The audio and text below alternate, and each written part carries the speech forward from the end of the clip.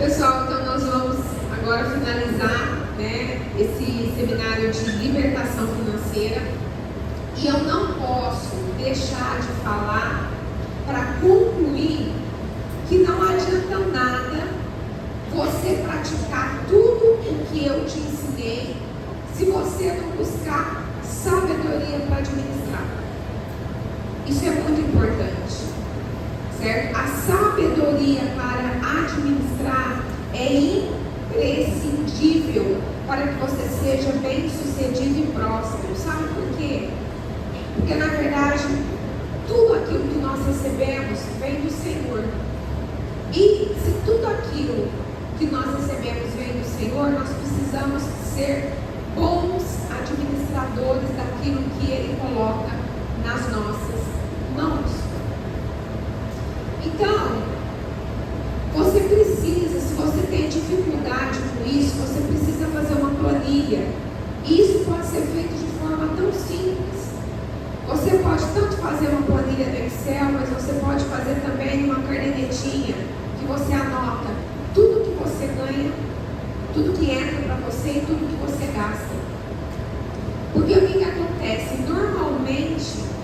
Normalmente as pessoas que são descontroladas emocionalmente para gastar, isso tem uma situação que está totalmente ligada às emoções. Pessoas que não tiveram as emoções totalmente curadas, elas têm uma tendência a pegar um cartão de crédito e detonar. O cartão de crédito, aliás, é uma falsa. O cartão de crédito, ele é uma falsa sensação de poder, porque aquilo lá, na verdade, você está gastando dinheiro que nem teu é. Certo? Então, para você ter cartão de crédito, hoje em dia já não tem mais talão de cheque, praticamente não se usa. Mas cartão de crédito é para as pessoas que sabem administrar financeiramente. Porque quando chega a fatura, a pessoa às vezes ela cai da cadeira. Certo? Por quê? Porque é fácil, você passa, você digita a senha e você não consegue ter controle sobre isso. Então nem todo mundo pode ter um cartão de crédito na mão. Ok? Por quê? Tem muitas pessoas que compram coisas, por exemplo, se você compra coisas desnecessárias, você está rasgando o seu dinheiro. Certo? Então, aquela pessoa que gasta mais do que ganha, que vai ficando sempre no vermelho, que a vida vai virando uma bola de neve, aí depois ela começa a fazer empréstimo para pagar e entra no juro, aí vira uma bagunça, sabe? Isso precisa cessar hoje. Você precisa ter uma vida de planejamento. Uma vida de planejamento. Isso está totalmente ligado, como eu disse, com as feridas que ainda não foram curadas em você. E também está totalmente ligado à mente, à prisão de mente que eu falei. Porque pessoas compulsivas por compras são pessoas que precisam ser curadas, porque elas acham que elas comprando aquilo vai saciar a alma delas. E não. Se vocês começarem a ler livros a respeito disso, de administração financeira, você vai entender e você vai compreender que as pessoas mais ricas do mundo, elas não estão ligadas a ficar comprando coisa de marca. Isso daí, na verdade, é coisa de gente que mentalidade escassa. Elas não estão preocupadas em comprar roupa de marca. Elas não estão preocupadas em comprar coisas que elas não vão usar. Elas fazem compras inteligentes. Por quê? Porque elas estão preocupadas em poupar. Elas estão preocupadas em poupar.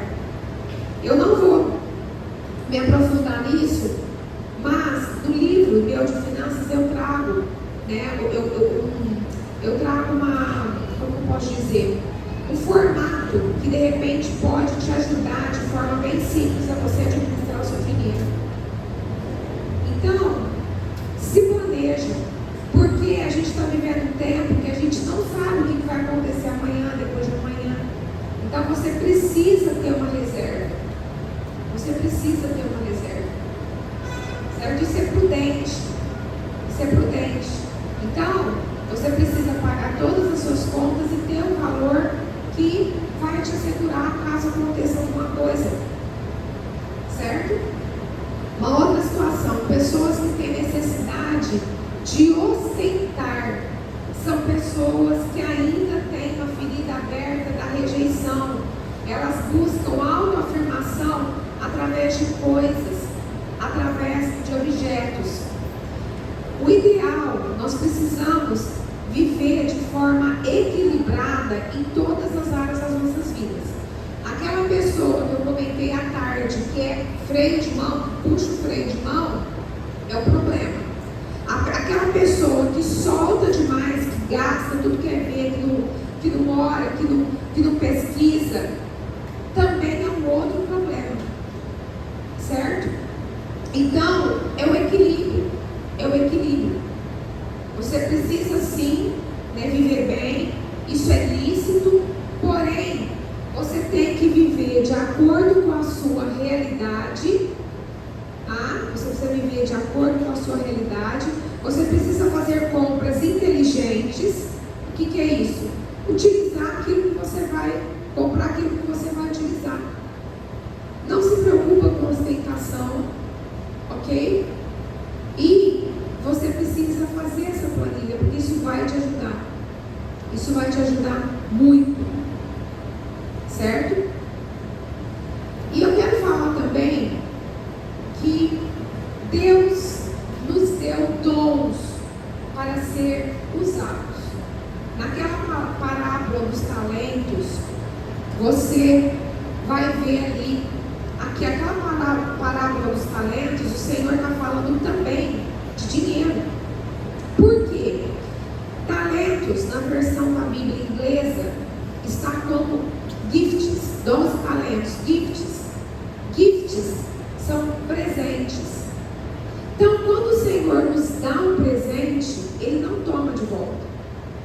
Só que eu sei que tem muitas pessoas enterrando os seus talentos, achando que está fazendo algo bom. Muitas vezes as pessoas não sabem lidar com os dons, com os talentos e pedem para Deus que não quer mais. Sendo que você tem que falar: Senhor, me ajuda a potencializar aquilo que o Senhor me deu. Então, cuidado com isso, porque esses dons e talentos, eles são usados, eles foram dados para nós, não só para ser usado em prol do reino, mas também para te abençoar financeiramente.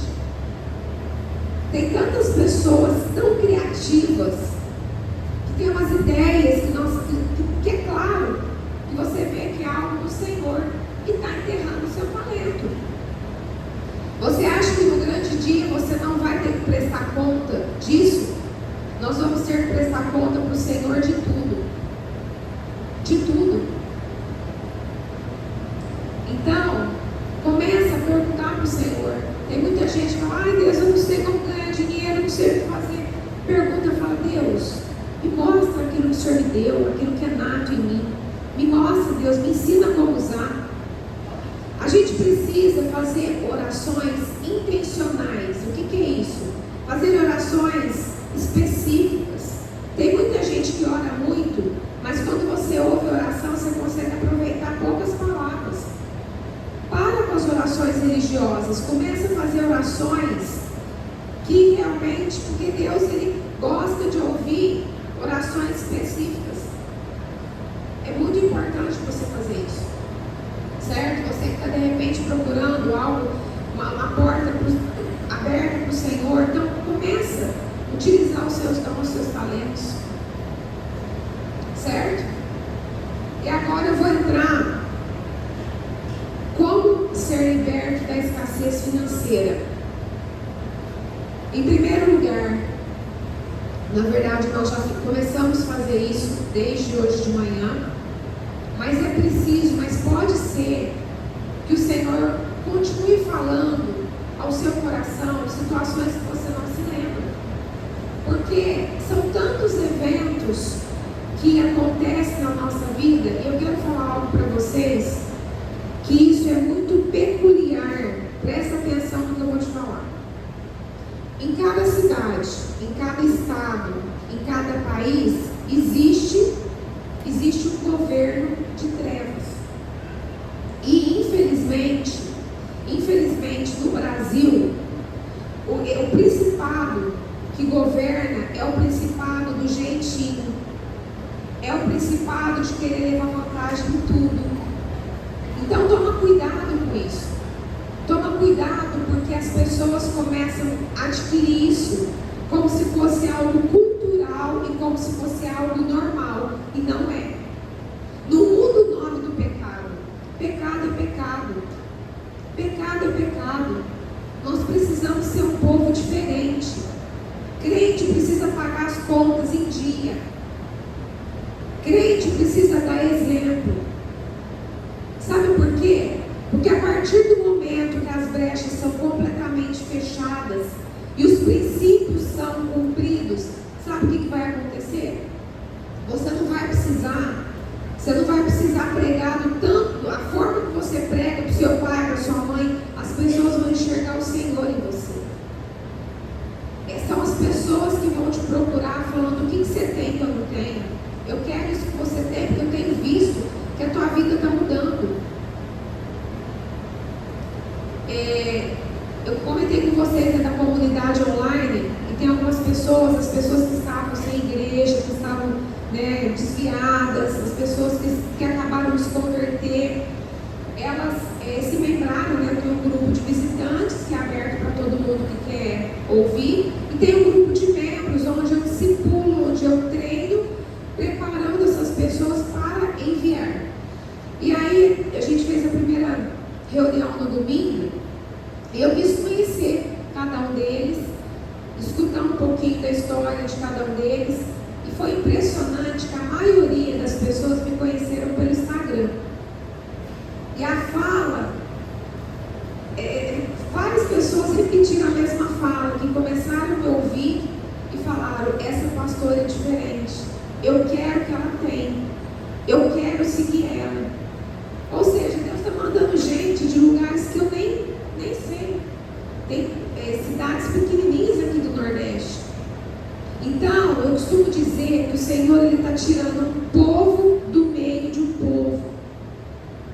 Porque muitos querem a bênção, mas pouquíssimos querem o abençoador. Pouquíssimos querem pagar o preço de serem abençoados. E Deus, Ele não se deixa escarnecer, porque Ele é santo. Ele não compactua com o pecado. Então, é muito importante, cuidado. Cuidado, analisa tudo. Seja uma pessoa reflexiva. Porque essa transição de mente passa por isso. Você precisa ter uma mente que pensa, uma mente racional, uma mente ativa, uma mente que faz pergunta, uma mente que quer saber. Isso não é pecado, não. Pecado é você receber uma seta, achar que é de Deus e ir fazer. Isso é mente passiva. Existe uma diferença muito grande entre a mente passiva e a mente ativa. A própria palavra de Deus fala que nós temos que ter um culto racional. E também fala da renovação da mente. Então você precisa fazer um balanço depois desse seminário. Como eu já te disse, se você quiser relembrar alguma palavra, vai ficar disponível no meu canal do YouTube. Você pode assistir de novo. Faça anotações e decida a partir de hoje.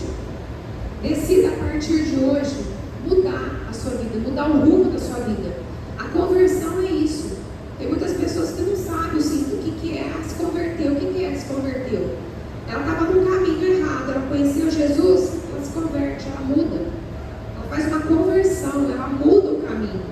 Mas ela tem que mudar esse caminho para poder literalmente começar a cumprir os princípios da palavra de Deus, porque o Senhor, Ele é um Deus de princípios. Então tudo isso é muito importante, porque você precisa estar aqui, mas você precisa valer o sacrifício da cruz. Você precisa, no grande dia, na verdade, o Senhor precisa falar: valeu a pena o meu filho ter morrido por ela, por ele. Nós precisamos fazer valer.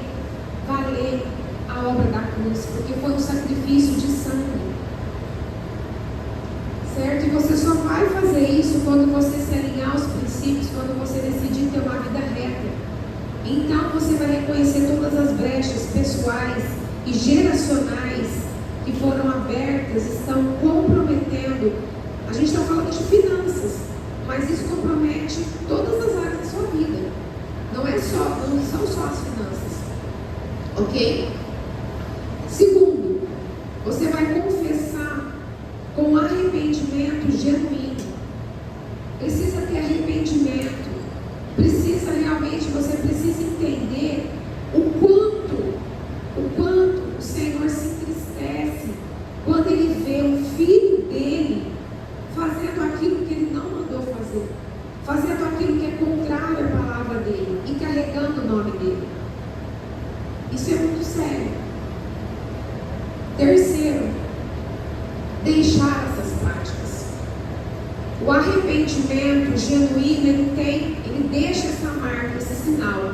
A pessoa que se arrepende genuinamente, ela não volta a praticar, ela deixa. E olha o que está escrito. Eu vou trazer dois princípios. O primeiro está em Tiago 5,16, que fala: confessai, pois, os vossos pecados uns aos outros e orai uns pelos outros para serdes curados. Muito pode, por sua eficácia, a súplica do justo. Aqui eu sei que vocês não têm dificuldade com isso, porque já tem essa cultura da libertação. Porém, isso é uma das coisas que mais as pessoas questionam. Por que eu tenho que confessar o meu pecado para o homem? Por que eu não posso confessar só para Deus? Sabe por quê? Porque o Senhor precisa quebrar o orgulho do ser humano. Todos nós nascemos com uma raiz de orgulho. E quando você se submete a esse processo, quando você chega na frente do seu líder ou de qualquer outra pessoa que tem autoridade no mundo espiritual, e você fala: eu roubei, eu abortei, eu fiz isso, eu adulterei, eu fiz isso, eu fiz aquilo outro. Sabe o que acontece? Você está se humilhando perante um que é igual a você. Você está se humilhando, você está quebrantando o seu coração. Não existe libertação sem quebrantamento e sem humilhação. Não existe.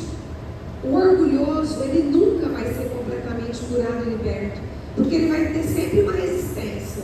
Ele vai sempre se preocupar com o ego inflamado dele. Porque o orgulhoso, ele tem a mania de achar que ele é alguma coisa. E na verdade nós não somos nada. Nós viemos do pó. E do pó e para o pó nós vamos voltar.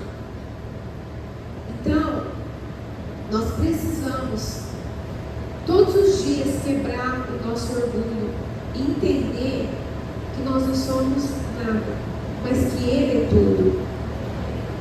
Nós precisamos desse processo. Você precisa chamar o seu apóstolo, a sua pastora, a sua apóstola e chamar e falar: eu preciso confessar. E tem alguns tipos de confissão que é dolorido, que é difícil. Mas se você quiser experimentar qual é a boa, perfeita e agradável vontade do Senhor, você tem que passar por esse processo. Você tem que se submeter. Senão vai ser escravizado a tua vida inteira. Porque Satanás, ele vai te escravizar sim. Porque ele veio para isso. Ele veio para isso. E se além de ser curado e liberto, você tem um chamado para cura e para libertação, aí sim você tem que alinhar a sua vida. Porque como que você vai confrontar as trevas, se na sua vida existem áreas que não estão resolvidas ainda? Como você vai colocar a mão no peito de Satanás e mandar ele sair, se a sua vida está cheia de brecha? Não tem como. Não tem como. Então, esse princípio de Tiago 5,16, ele precisa ser cumprido se você quiser realmente viver o que você nunca viveu. Se você não fez, você precisa fazer. Se você não confessou ainda alguma coisa para os seus pastores, para os seus líderes, para os seus apóstolos, vocês precisam confessar. E é outro princípio que eu quero trazer está em Provérbios 28, 13 e 14, que diz assim: o que encobre as suas transgressões jamais prosperará, mas o que as confessa e deixa alcançará misericórdia. Feliz o homem constante no temor de Deus, mas o que endurece o coração cairá no mal. Ou seja, isso não é para hoje, não é para amanhã, não é para o mês que vem. Você tem que fazer disso, do que? Do temor do Senhor, um estilo de vida, todos os dias, todos os dias, todos os dias você tem que falar: Senhor, se existe algo em mim que está desagradando o Senhor, eu preciso que o Senhor me revele. Lembra quando eu falei ontem, não sei se foi ontem, se foi hoje, a respeito da questão de Salomão? Que riqueza é um dom de Deus. Na verdade, quando ele assumiu o reinado, ele orou, né, o Senhor viu o coração dele, deu sabedoria, e além de tudo, né, de ter dado sabedoria, de ser médico espiritual, o Senhor deu mais. O Senhor acrescentou riquezas e glória, lembra? Porém, Salomão, ele não soube controlar o seu impulso emocional, sexual, e ele começou a se contaminar. Lembra que eu falei para vocês que dinheiro é sangue? Dinheiro é sangue branco, e o sêmen, ele faz parte, né, daqueles itens que é sangue branco, e que no sêmen do homem existe semente, e a semente também é dinheiro. Então o que ele foi fazendo? Ele foi levantando altares e fazendo pactos com mulheres que adoravam outros deuses, que não era o Senhor dos exércitos, que não era aquele Deus que deu tudo para ele. E aí o fim dele foi triste, porque ele terminou desviado. O homem mais sábio do mundo, que a história já conheceu, o homem mais rico, terminou desviado, levantando altares e poste ídolos para demônios. Então, homens, toma cuidado com isso. Toma cuidado com os seus impulsos. Toma cuidado. Ora, jejua, se arrependa, busca o seu pastor, o seu líder, fala: pastor, eu preciso me confessar. Pastor, me ajuda.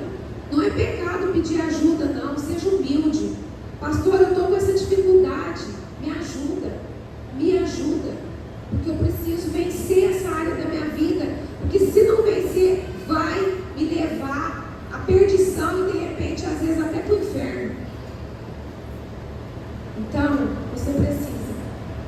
você precisa, porque isso foi próprio, né? Foi ele mesmo que escreveu isso. Está no livro de Provérbios: feliz o homem constante no temor de Deus, mas o que endurece o coração cairá no mal. Olha que ironia, né? Então, isso é muito importante. Cuidado. Amanhã a gente vai falar muito a respeito dessa questão, voltado para o que eu vou trazer, né, no tema de amanhã, porém tem uma conexão direta. Né? Amanhã eu vou falar a respeito do trono de Lilith, tem uma conexão direta com finanças, tem uma conexão direta com a parte da sexualidade. É impressionante como essas duas áreas, elas estão totalmente interligadas, por conta do derramamento de sangue que acontece quando existe, o ato sexual e a pessoa está, enfim, tendo ali algumas práticas equivocadas. E quarto, remir os pecados dos pais e antepassados e pecados pessoais com uma oferta pela culpa. Aqui, hoje à tarde, eu trouxe o versículo, quando eu falava dos princípios, que eu falei da oferta pela culpa, eu trouxe o texto de Levítico 5, né? Acho que foi Levítico 5, 17 a 19. Agora, eu vou trazer o texto que fala na palavra que nós precisamos levantar altares pelos pecados dos pais e dos antepassados. Eu escolhi um texto que é o texto que é a versão Bíblia de Jerusalém, é a BJ2, é a Bíblia de Jerusalém do ano de 2002, que fala assim, né, tem algumas palavras que é um pouquinho diferente, mas vocês vão entender o contexto. Eu vou ler um texto que está em Juízes 6, de 11 a 28. Então está escrito assim, o texto, o subtítulo desse texto: Aparição do anjo de Yahvé a Gideão. Então vamos lá. O anjo de Yahvé veio e assentou-se debaixo do terebinto de Efra, que pertencia a Joás de Abiezer. Aqui está falando, aqui a tradução traz Gedeão. A gente vai falar Gedeão, seu filho, estava malhando trigo no lagar para salvá-lo dos midianitas. E o anjo de Yahvé lhe apareceu e lhe disse: Yahvé esteja contigo, valente guerreiro. Gideão lhe respondeu: Ai, meu senhor, se Yahvé está conosco, de onde vem tudo quanto nos tem acontecido? Onde estão todas aquelas maravilhas que os nossos pais nos contam, dizendo: não nos fez Yahvé subir do Egito? E agora Yahvé nos abandonou e nos deixou cair sob o poder de Midian? Então Yahvé se voltou para ele e lhe disse: vai com a força que te anima e salvarás a Israel das mãos de Midian. Não sou eu quem te envia? Ai, meu senhor, respondeu Gideão, como posso salvar a Israel? O meu clã é o mais pobre em Manassés, e eu sou o último da casa de meu pai. Ou seja, o Senhor precisou restaurar a mente dele, né? E Yahvé lhe respondeu: eu estarei contigo e tu vencerás Midian, como se ela fosse um só homem. E Gideão lhe disse: se encontrei graça aos teus olhos, dá-me um sinal de que és tu quem me fala.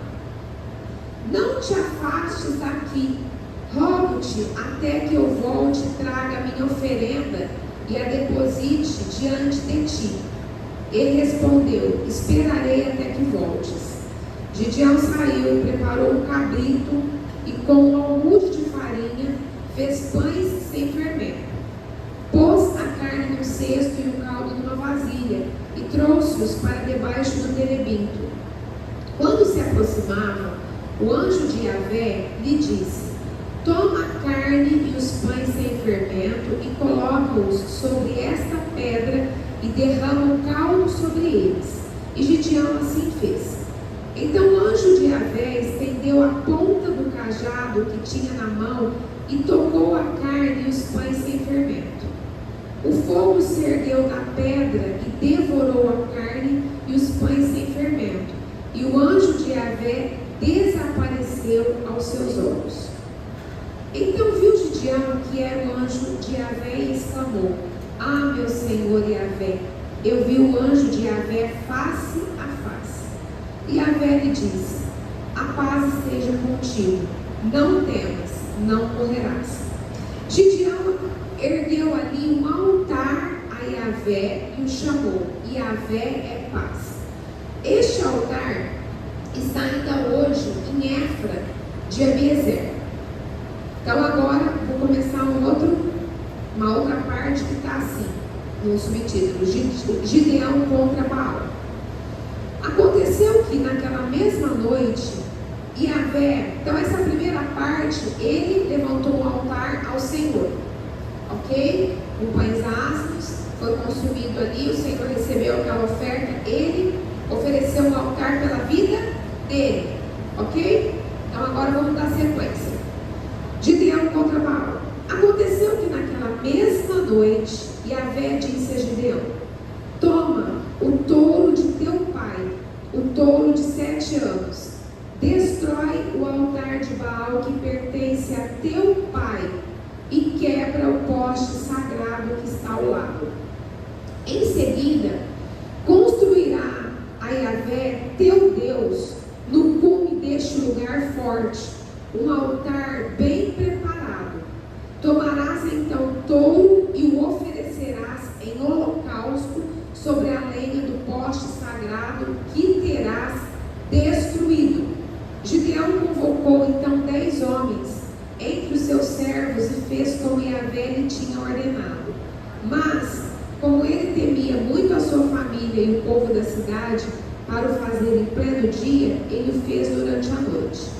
No dia seguinte, bem cedo, o povo da cidade se levantou, e eis que o altar de Baal tinha sido destruído.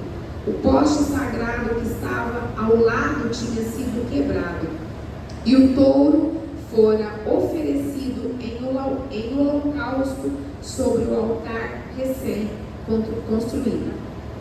Então, ou seja, isso tem a ver com libertação financeira, com libertação em todas as áreas e também com batalha espiritual. Por que tem muita gente que entra numa batalha, é ferido na guerra e fala, eu fui retalhado?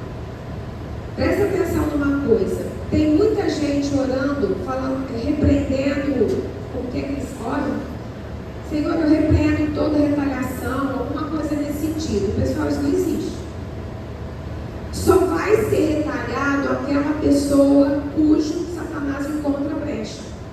E olha como ele trabalha. Quando uma pessoa se dispõe a fazer a obra do Senhor, primeiro, ele começa a rastrear a vida da pessoa, para poder acusar, porque ele só age mediante brechas de pecado. Aí a pessoa começa a se limpar. Quando ele não encontra mais nada na vida da pessoa, ele começa a rastrear as gerações. Pais, avós, bisavós, e assim ele vai. Certo? Então, ele ia para a guerra. Então o Senhor, o anjo de Deus apareceu para ele e deu as instruções. Primeiro, ele levantou um altar sobre a vida dele. Depois, o Senhor falou bem direto. Agora você precisa. Era como se o Senhor estivesse falando, agora você se limpou. Mas existe um altar. Como é que você vai enfrentar Baal se existe um altar desse Deus pagão, desse demônio, na casa do teu pai? Então você vai agora lá, você vai derrubar aquele altar, e tem uma versão que fala, e você vai levantar o segundo boi. Tem uma versão que fala, você vai levantar o holocausto do segundo boi. Por quê? Por conta das iniquidades, por conta do pecado do pai dele. E ele saiu vitorioso na guerra. Então, não basta simplesmente só você se arrepender pelos pecados dos seus pais e dos seus antepassados. Você precisa também levantar um altar remissivo. Certo? E, é claro, se alinhar aos princípios eternos de Deus. E o que acontece quando você começa a cumprir esses princípios?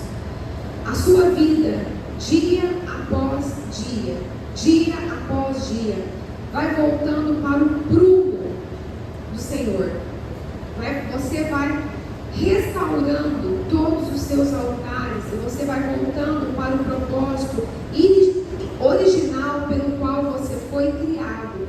Porque todos nós fomos criados com um propósito, mas infelizmente no meio do caminho muitos se perdem, muitos se desviam.